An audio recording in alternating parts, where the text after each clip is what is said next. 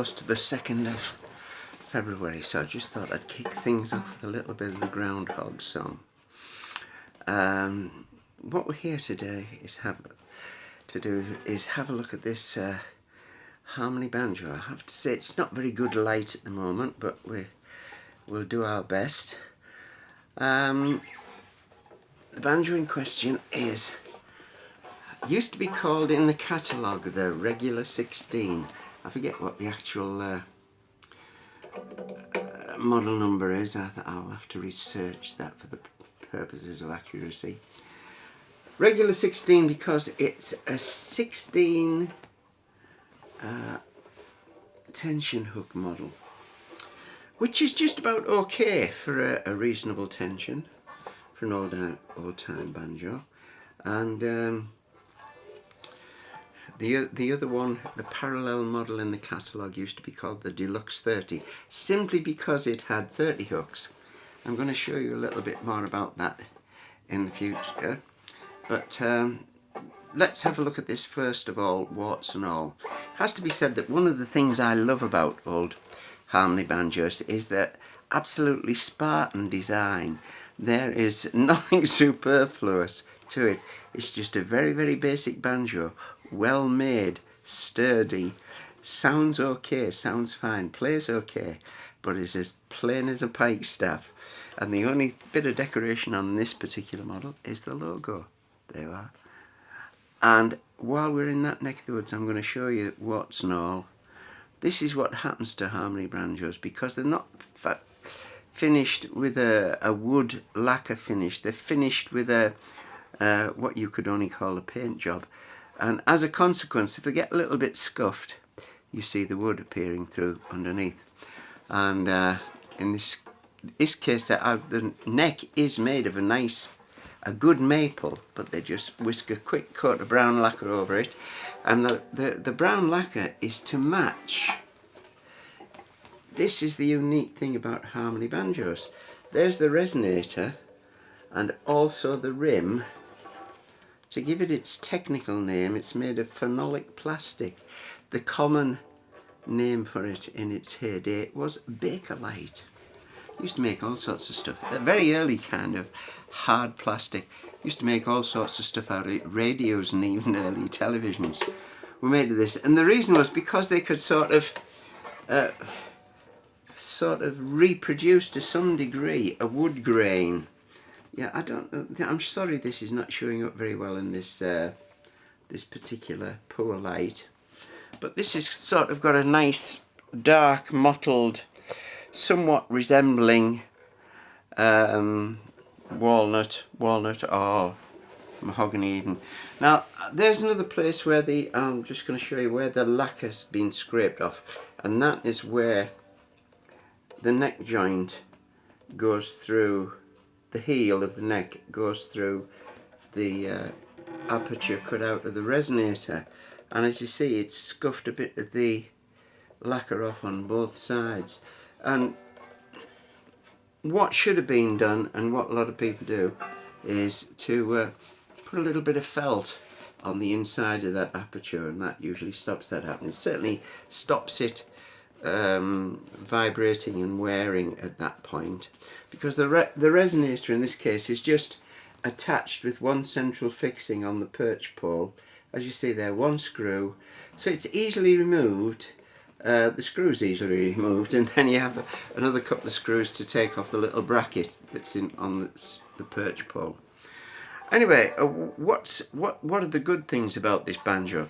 The good things are it was made in about 1960, certainly no later than 1970. Now we've got gauging that by the style of the logo and the fact that it has no other information on. I'm going to show you an early one in a minute, so you'll see what I'm talking about for comparison's sake. One of the things about this is it's got its original plastic head. I don't know who made the original plastic head for these banjos, but it fits like a glove. I should come out with the old joke about that it should fit like a plastic head, but we'll bypass that. And the The reason is because nowadays, if you try to fit a Remo head to this, you'd have your work cut out because it's a funny shape. So to get one with the original plastic head is a bit of a find. You can fit a Remo head to them. It's just that it's a bit problematic. It's a tight fit. The rim size is 10 7/8 for the record, and you probably need, well, a medium to high crown, certainly not a low crown. Let's see the other good things about it. It's got a good straight neck. It's got virtually no wear to the frets. The frets are unusual, the brass frets. It's got no wear to the brass frets, no wear to the fingerboard. It's got pretty low action, you see there. That looks like about, probably about a 1/2 inch bridge. I should have measured this before I started. It's got very basic old style Grover bridge on there, which is very handy because, if you can see there, it will accept loop or ball end strings, which is very handy because you can use guitar strings whenever, which is far easier to install ball end strings than loop end strings on a tailpiece like this. It's got the original, I'm a bit constricted with space here, the original guitar-like worm and pinion machines. In fact, there are probably guitar plates there that have been modified, because there's no, as you see, the great long plates but nothing in the middle, just the 4 guitar machines, which work very well. A non-slip 5th string peg, conventional peg, which again works very well. It's had no modifications done to it regarding the 5th string, so you might want to put a sliding cap or you might want to put a little hook on. I don't see the point in putting a series of little hooks, but that's a personal thing. The fretboard, I'd ever mentioned this, I think is stained pear wood, I believe. Right, got a little maple bridge, a later bridge, not the original bridge. All the hooks are original. There isn't a sign, there is not a trace of rust anywhere on this. So for something that was made that long ago, it's absolutely amazing. No chips out of the Bakelite either. Before I finish off and play something on this of a bit more, what shall I say, different nature to the old-timey Groundhogs tune.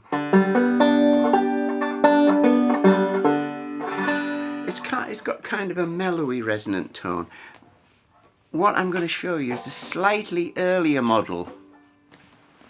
And the reason is because this one does not have the back. I took the back off. And one of the reasons I took the back off is to show you this. First of all, I'll show you the peg head. This is what an earlier model looks like. There you are. See, it has a bit more slightly different style logo. It's got a big quaver sign there, and Resotone, which was kind of a catchy name that they stuck on it instead of Bakelite. And it also says steel reinforced neck, made in USA. The steel reinforced neck, there is a steel bar in there, which I forgot to mention, but there's no sign of it. The reason is because it's non-adjustable. It's inlaid under the fingerboard and then it's all clamped together so you never see it, but it's there keeping the neck straight. And it has to be said, there's quite a slim, slender neck. Don't go buying this Banjo if you've got big fat fingers, because you're on a loser. Right, this was exactly the same model, but look, hey presto, more hooks and nuts. How did he do it, you might ask? Well, I'm going to show you. The rim is a very clever design, which has, that's my dog whining there for a biscuit. Be quiet, Bippy. Just wait a minute. As you see, it's got an integral flange, which is all part of the moulded rim. In other words, there's no separate lugs to accept the tension hooks, and that rim comes with the holes for the hooks marked out. It's, in other words, they're moulded into the flange, and what they do is they drill out 16 for a basic 16 model, and they drill out 30 for a deluxe 30 model. So if you have the skill and the facility to drill a straight hole, when I say the facility, you really needed a press drill or at least a jig to put your rim in so as you can drill it accurately vertically through these holes. You can convert a basic 16 model, a regular 16 model, into a deluxe 30, and that just gives you a bit more tension and a bit more brightness.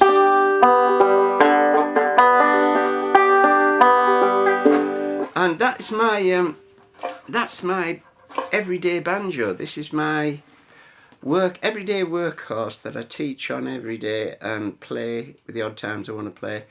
And it's also very robust. It's been to umpteen folk festivals and jazz festivals, places like Cambridge Folk Festival, and it's done its duty there, and does its duty every day without a murmur and very little attention apart from the odd set of strings. So I'm a big proponent of Harmony banjos. I love their Spartan design.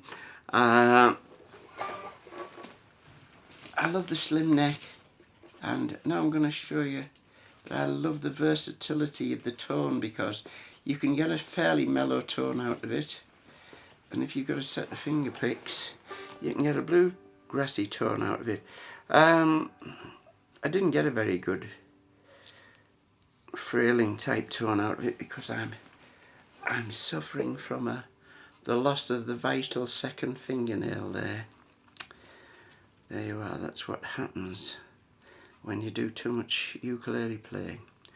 Anyway, I'm going to put some finger picks on and finish off with a little bit of bluegrassy type playing.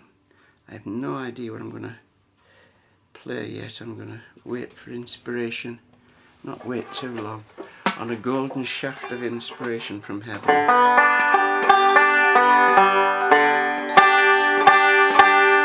Oh, crikey. That's bright in here, isn't it? Let's try a typical bit of bluegrass, a little bit of Foggy Mountain Breakdown here.